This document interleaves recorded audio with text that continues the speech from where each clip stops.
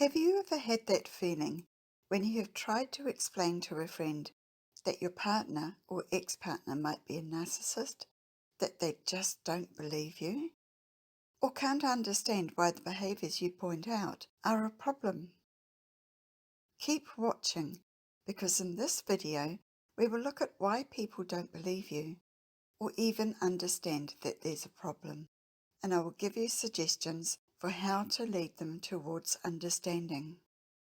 The next video I create is the video to show your friends how narcissists do it, so they will gain a much better understanding of the disorder overall and understanding of what you're going through. I'm Carol Rathel, and this channel is about healing with self-love, because self-love is the most important thing to do. So let's look at the obstacles to your friend or family member believing you or even understanding you. Firstly, it is hard to understand something that they have not experienced themselves or even heard of. Narcissistic personality disorder has only been in the awareness of the public for a relatively short time.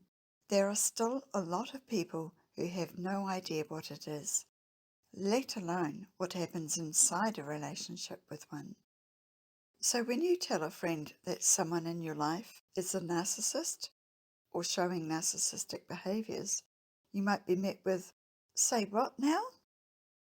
Then when you tell them what the narcissist does to hurt you, they may not be able to relate to what you were saying if they have never experienced it themselves.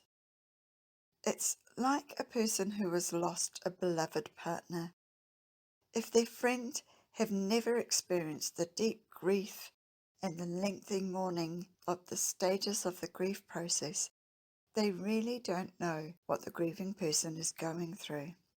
They might feel awkward and pull back in case they say things that cause more grief, and they don't know the words to say to comfort their friend.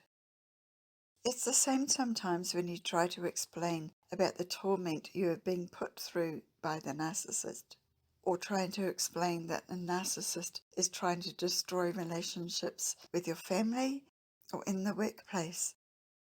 If your friend has not experienced that sort of psychological bullying, they can't relate to what you are telling them.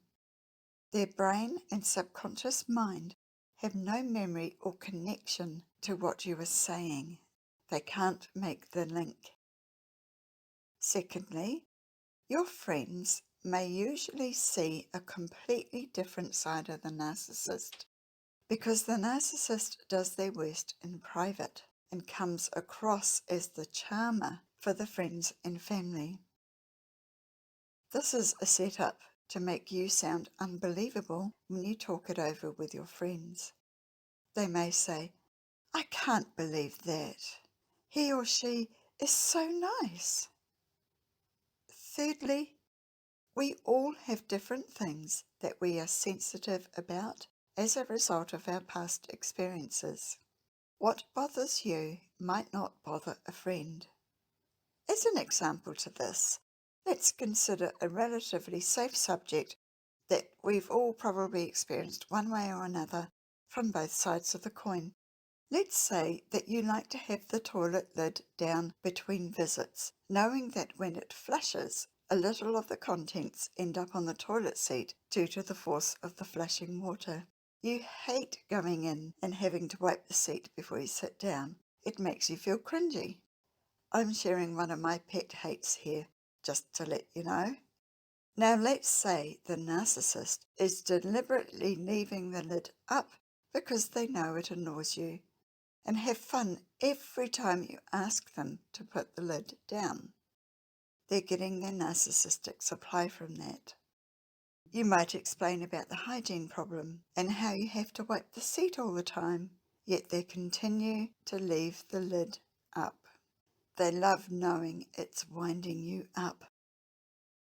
If you were telling this to a friend who, say, has got some children and makes sure the seat is up, knowing that children often wait till they are bursting to go And sometimes picking up the lid is that last thing that causes them to not make it and wet the floor instead.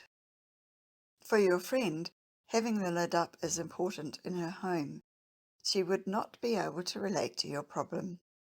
She might connect her experience of her children as a concern for the narcissist too, and not see how it is a constant form of deliberate aggravation for you. This is a clear example of different things affecting people differently and friends not being able to relate to your experience. So here are a couple of suggestions for you to consider before I put out that video for your friends and family to watch to gain some understanding. Forget about trying to convince them the narcissist is a narcissist. If they have no experience of one and how they behave, they won't get it at all. Focus on one of the problems. Choose something you know about their past that you know was a similar experience. Like if they were bullied at school, you could ask, remember when you were bullied at school? Can you remember how powerless and frightened you felt every time you saw that person? Now name the narcissist. Is doing that to me, and I don't know how to stop it, and I just get more and more stressed. In the process of talking about the bullying, you are helping your friend to remember, and her brain will start to find the similarities in her past of what you're experiencing now.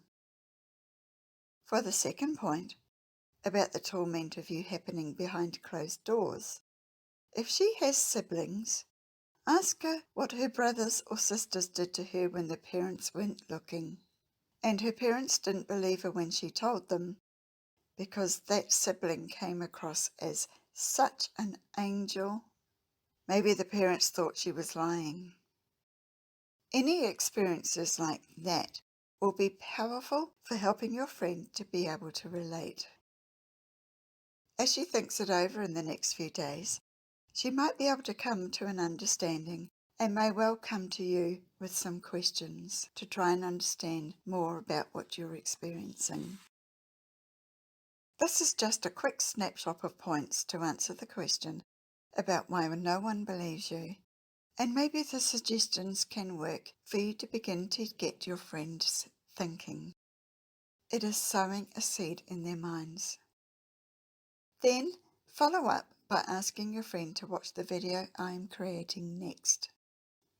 That video is about what occurs in typical relationships with someone with narcissistic personality disorder.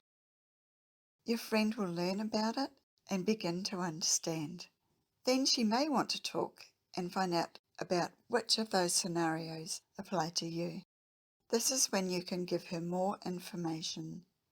Be sure to keep the information to the question she asks until she has been able to really understand from that video and from your experiences. Subscribe if you're not already so you are notified when that next video comes out. And of course, watch it yourself so you can be prepared for the questions. Like and share, and please comment below anything you've said to your friends that has helped them understand. People in this community will be hungry for this information if they are in this position. Until the next video, I am sending you love. Bye for now.